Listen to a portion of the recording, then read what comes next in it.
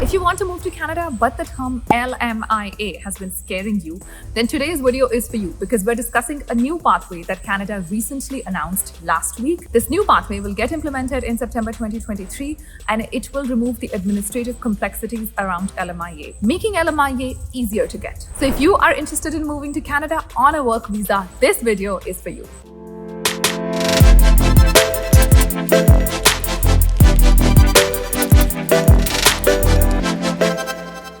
Hello and namaste, my name is Nidhi Nagori and welcome back to my channel. If this is your first time around here, thank you so much for stopping by. I moved to Canada in 2019 through express entry by getting a PR for myself. Before that, I'd worked in more than 25 countries, and since moving to Canada, I've worked in more than 30 countries and 5 continents. My content is all about global opportunities and how you can go global in your career, irrespective of where you come from. So if that's what you want to do in your career, make sure you subscribe. And now let's talk about Canada. So there's a new program that was launched last week. This is called the REP, or the Recognized Employer Program. To understand this pathway better, we need to take a little bit of a backstep and talk about a few terms that you will hear throughout the video. First up, labor shortage. I've already discussed this in my previous videos.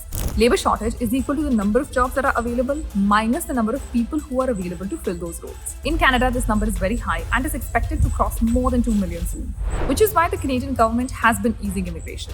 Currently, there are more than 120 pathways to move to Canada. And if you really want to maximize your chances of moving, you need to know what these pathways are and which pathways would suit your profile the best. The REP program is to help the TFWs, which is temporary foreign worker. This means people who move to Canada on a work visa. Now, historically, if you wanted to come in as a TFW, you needed something that's called an LMIA approval, which is Labor Market Impact Assessment.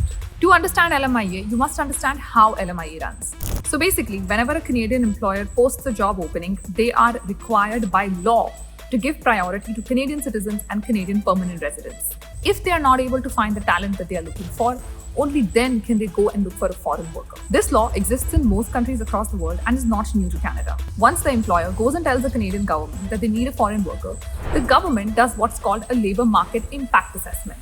In this, the employer evaluates that the need for the foreign worker is legitimate. So the employer has to maintain a lot of documentation around how they try to hire people locally but were not able to. Once the government is satisfied that the employer did everything that they could to hire someone locally and were not able to, that's when they give an LMIA approval to hire a foreign worker. Post which the employer can interview foreign workers, offer them a work visa and get them in. I'm sure this information has already explained to you how lengthy and time-consuming the process of LMIA approval is. To give you context, an LMIA approval can take anywhere between 3 to 12 months in the current scenario. And that's why there was a need to reduce this entire administrative process for employers who continuously are applying for LMIA approvals. So what this new program REP will do is they will give a 3-year license to these employers to sponsor foreign workers. There is no quota whatsoever. They can take as many foreign workers as they want in. To participate in this program, employers must have filed for LMIA approvals in 3 consecutive years previously. This program will be rolled out in 2 stages. In the first stage, it will just be open to primary agricultural stream. And in the second stage, it will be open to all industry sectors. And employers who make the cut will get a dual purpose LMIA, which will be very different from a regular LMIA. So how will this benefit the employer? First of all, the administrative time that goes into getting an LMIA approval will go down considerably. Second, there'll be no quota. They can take as many foreign workers as they want in. And lastly, how does it benefit you? So once an employer enters the category of REP, which is the Recognized Employer Program, they will be marked designated on the job bank. If you haven't used the job bank for Canada, highly recommend you check it out. I have a couple of videos about it. I'll link it somewhere in the eye up here. But basically, it is the government portal for job applications if you want to do any kind of job applications in Canada. Whether you're living outside of Canada, whether you're living in Canada, whether you have a status in Canada, whether you don't have a status in Canada. This is a website that I recommend to everyone. And once you see that employers are designated as REP on the job bank, you can go and apply to opportunities only for those employers. The chances of you hearing back from such employers is also high because they've gone through this entire process of applying for the REP. That tells you 2 things. One, they've hired foreign workers continuously in the last 3 years. And second, they really want to continue hiring foreign workers and are not able to find talent locally. So what should you do to maximize your chances? First up, make sure that your resume and LinkedIn is of Canadian standard. I have a LinkedIn masterclass that has always gotten some amazing reviews and feedback. I'll leave a link in the description box so you can check it out and understand what really your LinkedIn requires.